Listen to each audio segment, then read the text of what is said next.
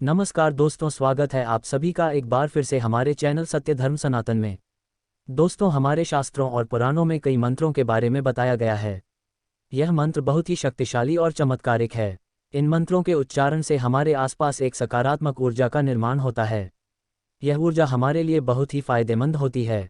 प्राचीन ऋषि मुनि अपनी दिनचर्या में प्रतिदिन इन मंत्रों का उच्चारण करते थे।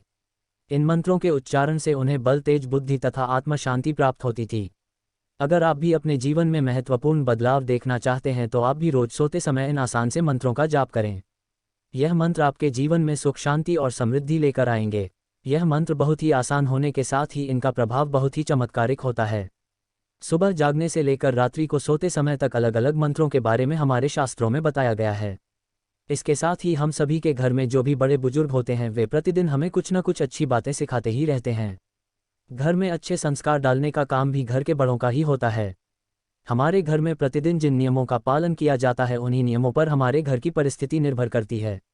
हमारे घर में यदि प्रतिदिन अच्छी बातों का पालन किया जाता है और घर के लोगों में नियमबद्धता हो तो वहाँ हमेशा सुख, समृद्धि और शांति रहती है। और यदि हमारे घर में किसी भी प्रकार का अनुशासन नहीं है और न ही कोई नियम कायदे बनाए गए हों, बड़े बुजुर्गों की सीखों को अनदेखा किया जाता हो तो उस घर में हमेशा कलह और दुख की परिस्थिति बनी रहती है। भगवान श्री कृष्ण ने गरुड़ जी को मनुष्य के आचार विचार संबंधी बहुत ही महत्वपूर्ण ज्ञान दिया है। यदि मनुष्य शास्त्रों के नियमों का पालन सही से करता है तो उसके जीवन से 90% परेशानियां अपने आप ही खत्म हो जाएंगी। शास्त्रों के यह नियम हमारे शरीर को स्वस्थ रखते हैं, हमारे मन को भी शांत रखते हैं। इन नियमों का पालन करने पर आप कभी मानसिक रूप से बीमार नहीं होंगे। इसके साथ ही इन नियमों का पालन नृत्य किया जाए तो हमारे जीवन से दुख और दरिद्रता भी समाप्त हो जाती है और परिवार में सुख शांति आती है। आज हम आपको ऐसे ही कुछ शास्त्रीय नियमों के बारे में बताने जा रहे हैं जिनका पालन बच्चों से लेकर बूढ़ों तक सभी को करना चाहिए।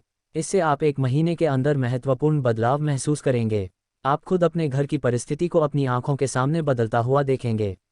इन चमत्कारिक नियमों का प्रभाव ही ऐसा पड़ता है कि व्यक्ति ईश्वर के सानिध्य में चला जाता है और ईश्वर से जुड़ जाता है। तब उसके जीवन से सभी प्रकार के दुख खत्म हो जाते हैं।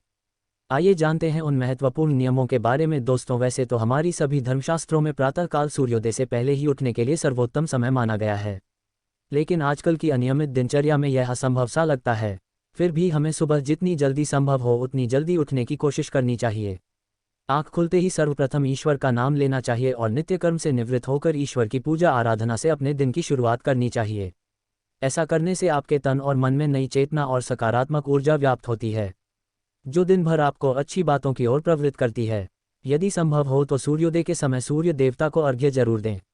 सूर्य देवता को अर्घ्य देने के साथ ही सूर्य नमस्कार करने की भी आदत डालें। सूर्य नमस्कार एक सर्वांगीण व्यायाम होने के साथ ही सूर्य देवता के प्रति अपनी कृतज्ञता व्यक्त करने का माध्यम भी है। सूर्य मंत्रों के साथ सूर्य नमस्कार करने से मानसिक प्रसन्नता और शांति मिलती है और साथ ही निरोगी काया और जीवन के प्रति उत्साह भी जागृत होता है। इसलिए प्रतिदिन सूर्योदय के समय सूर्य देवता को नमस्कार करने की आदत डालें। दोस्तों, कुछ पेड़ पौधों को ईश्वर का विशेष आशीर्वाद प्राप्त रहता है। ऐसे पेड़ पौधों की हमारी हिंदू संस्कृति में भगवान की तरह ही पूजा की जाती है। ऐसा ही एक अत्यंत पवित्र पौधा है तुलसी का पौधा। यह पवित्र पौधा हर हिंदू घर में होना ही चाहिए। शास्त्रों में कहा जाता है कि जिस घर में तुलसी वृंदावन नहीं है वहाँ श्री हरि का वास भी नहीं है, और जहाँ श्री हरि का वास नहीं है वहाँ लक्ष्मी जी का वास कैसे हो सकता है। तुलसी श्री कृष्ण की अत्यंत प्रिय सखी होती है। सुबह तुलसी को जल अर्पण करने से और कुछ समय तुलसी के पौधे के पास बैठने से अत्यंत शुद्ध और पवित्र हवा हर श्वास के साथ हमारे शरीर में प्रवेश करती है, जो हमें दिन भर सकारात्मक रहने में सहायता करती है। इसलिए देव पूजा और सूर्य उपासना के पश्चात तुलसी की भी पूजा करें। तुलसी की माला को भी गले में धारण करने से मन की शुद्धता और सात्विकता बढ़ती है, मनोबल बढ़ता है और आरोग्य प्राप्ति होती है। दोस्तों, हम अक्सर किसी पूजा पाठ के बाद या तीज त्योहार पर ही अपने माथे पर तिलक लगाते हैं, लेकिन हमारे शास्त्रों में प्रतिदिन माथे पर तिलक, कुमकुम, चंदन, केसर, हल्दी और भस्म लगाने का शास्त्रीय, तांत्रिक और वैज्ञानिक आधार पर महत्व बताया गया है। माथे के बीचों बीच इन सभी में से कोई एक भी चीज लगा लेने से व्यक्ति के मन की एकाग्रता बढ़ती है, मानसिक तनाव कम होता है, आध्यात्मिक शक्ति बढ़ती है, जिससे तन और मन में शुद्धता का अनुभव होता है और बुरी शक्तियां चाहकर भी हमारे आसपास नहीं आती है। इसलिए प्रतिदिन पूजा के बाद अपने माथे पर तिलक लगाना चाहिए।